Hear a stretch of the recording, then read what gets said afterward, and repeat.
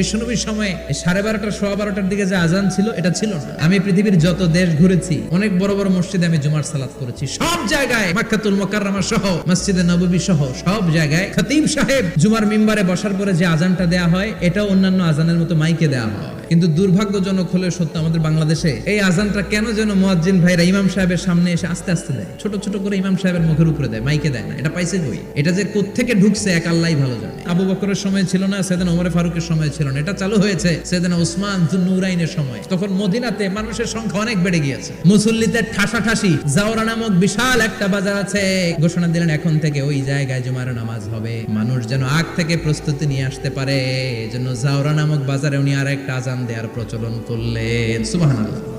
সেখান থেকে আজ অবধি আমরা এই অতিরিক্ত আজানটা দিয়ে থাকি। এটা নবীর সুন্নাত না, এটা সাহাবীর সুন্নাত। বিশ্ব নবীর সুন্নাহ মেনে নেওয়া যেমনি আবশ্যক, 4 খলিফার থেকে পাওয়া সুন্নাতগুলো মেনে নেওয়া আবশ্যক।